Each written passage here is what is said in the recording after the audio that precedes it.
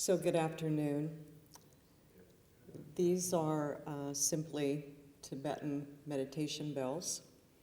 And in Amity's culture, these are used for morning and evening gatherings to get folks' attention, as opposed to hello, hello, or excuse me, or quiet, or things are, everybody gets very enthusiastic and wants to calm people down. So this is in the culture for the last 35 years. We've had these chimes, and we open faculty gatherings and student gatherings, and for what we're going to talk about today, certainly for opening ceremonies. I had the experience in my much earlier days of spending an awful lot of time on Native American reservations throughout the United States, and I was in awe at the ceremonies that I was invited to, and the culture within these various Native American tribes, and have made it important to make sure that we provide the students who come to us for help with not only revisiting their ceremonies for their various cultures, but also to be able to teach people a sense of grace.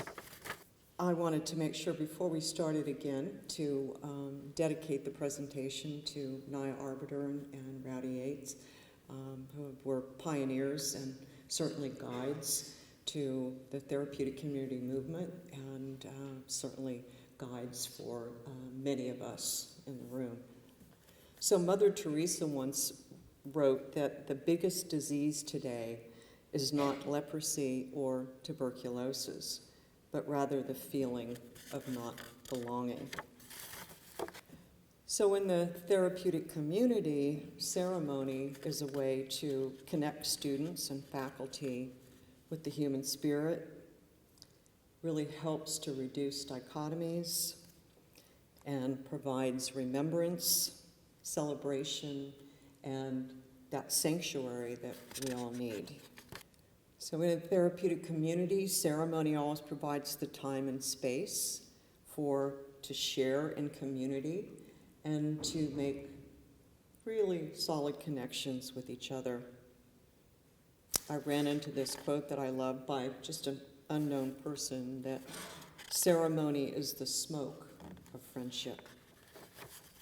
So thinking about ceremony in general and how it can be useful in your communities, it can be used to celebrate birthdays, to celebrate the passing, as we all know that many folks are coming to us for help, are utilizing ceremony to address those passings and give them some dignity.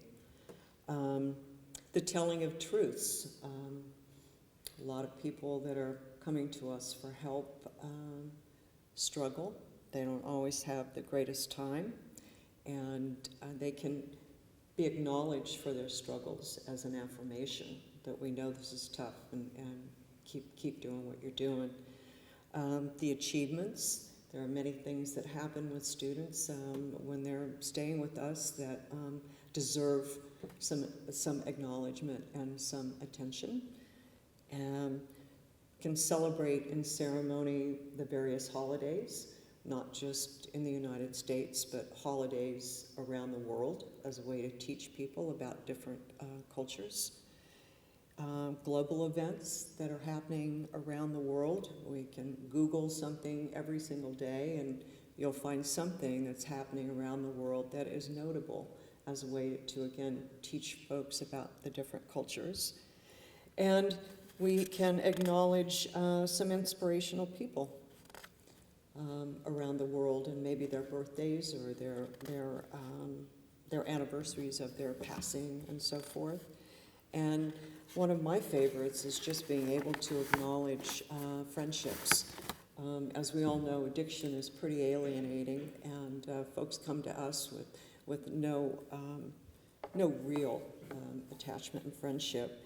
And some of the greatest friendships have been formed, lifelong friendships, by students. And wonderful to acknowledge that, you know, really neat to have a friend in your lifetime. Ceremony brings people together for a common purpose. As I mentioned, it can teach grace. It's a time for everyone to be together and to slow the energy down a little bit and be comfortable inside your own skin. It enables us to move through the difficult and sublime with some real dignity. Bren Brown had written that connection is why we're here. It is what gives us purpose and meaning to our lives. So when I use the word ceremony, I don't use it lightly. There is actually a bit of preparation that goes into it if it's going to be done correctly. You have to decide what the purpose is, what are you doing? You have to think about where the ceremony itself will be held. The environment is incredibly important. I know some of our residential campuses, we have an outdoor setting that is really made to hold 200 people, and that is where we do a lot of our ceremony. We've got the space and time there to do that. You have to, when you're planning the ceremony, decide who is going to be in charge of preparing the space. You're going to have everybody walk into wherever it is, and maybe there's dirty dishes and a couple cups and this, that, and the other thing, so somebody really has to go through. You want this to be a special environment for people. You should think about a host who's going to facilitate the ceremony itself. Who else should be involved? You've got to identify those people and make sure they know their roles. Is someone going to be assigned to read something or do something? And if they're reading, they should probably read it a couple times and practice. So again, there's that dignity and grace. What types of objects are you going to use? I say objects because normally during a ceremony there's an exchange of a gift. Those gifts can be anything very simple. Can be a tree branch, and you have a bunch of ribbon and you can hold the tree branch and people can give someone a wish and tie a colored ribbon, and I'll guarantee that student will have that branch probably the rest of their life. You pick up a stone, have everybody sign it, paint something, do something. It's not about the cost, it's about having something that is heartfelt. And then assigning who's going to gather those things. You have to make a script, and we're talking ceremony. This could go on for half hour, 45 minutes, depending on what type of ceremony it is, who's going to do what. We really think about it in terms of, it's like emotional theater. How it's going to flow.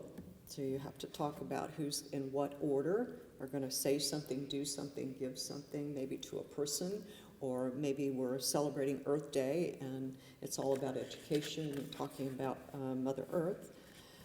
Ceremony should include the parts, if you look at any type of circle process, there's usually an opening or a framing, there's some process in the center, and then a formal closing. So every person has an assigned part. And we're talking about, again, emotional theater, that even the folks who are not participating but who are involved in watching the ceremony feel the same amount of awe as all the other students. So people in every religion and culture have used ceremony to help make sense of their experiences. And I'm asking, there's probably someone, maybe it's a student, maybe it's a faculty, and there might be several people that resonate to ceremony. And I think we have, gosh, we probably have maybe 100 people within our organization who are sensitive to ceremony and understand the process. that will take it on, and we can call on them for various events.